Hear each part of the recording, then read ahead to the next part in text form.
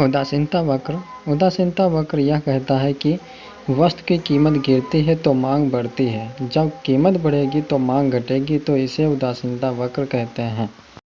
जैसे चित्र में दिखाया गया है कि OX अक्ष पर मांग की मात्रा और Y अक्ष पर कीमत की मात्रा है और बाएं से दाएं नीचे की गिरती हुई DM मात्रा, जिसे डिमांड मांग वक्र कहते हैं।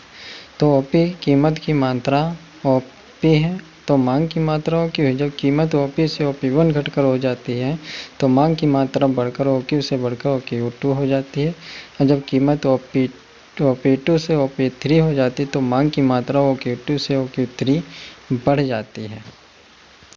जो डिमांड मांग वक्र रेखा पर ABC जो है ये संयोग संतुलन बिंदु कहते हैं। यहाँ पर संतुष्टि बिंदु प्राप्त होती है। यह संयोग संतुलन बिंदु यह बताता है कि जब कीमत OP है तो मांग की मात्रा OQ होती है। यहाँ पर समान संतुष्टि प्राप्त होती है।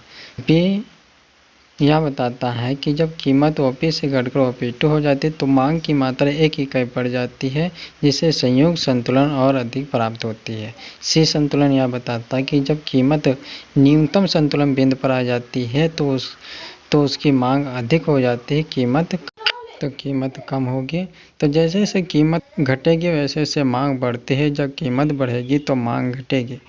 तो यहाँ पर जब मांग घटेगी तो उसकी उपयोगिता कम हो जाती है, और जब कीमत कम हो जाती तो उसकी उपयोगिता कम होगी। जब कीमत अधिक होगी तो उसकी उपयोगिता, वस्तु की उपयोगिता अधिक हो जाती है। तो इसे हम उदासीनता वक्र कहते हैं। चित्र में यह दिखाया गया है कि जब OX अक्ष पर वस्तु की मांग की मात्रा है और Y अक्ष पर कीमत की मात्रा है, और डिमांड मांग वक्र रेखा जो बाएं से दाएं नीचे की ओर गिरता है, यह रेखा यह बताती है कि जब कीमत घटती है तो मांग बढ़ती है, मांग बढ़ती है तो कीमत घटती है।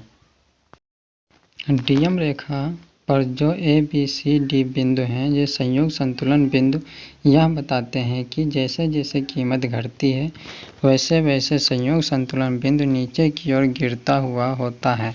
जैसे कीमत OP है, मांग की मात्रा OQ है। जब कीमत गिर कर OP से OP1 आ जाती है तो मांग OQ से OQ1 हो जाती है, तो संयोग संतुलन बिंदु A बिंदु पर आ जाती है, तो इसे कीमत का उदासीनता वक्र कहते हैं। जैसे जैसे कीमत घटती है वैसे वैसे मांग बढ़ेगी। जब मांग बढ़ती है तो कीमत घटेगी, जब मांग घटती है तो कीमत बढ़ती है।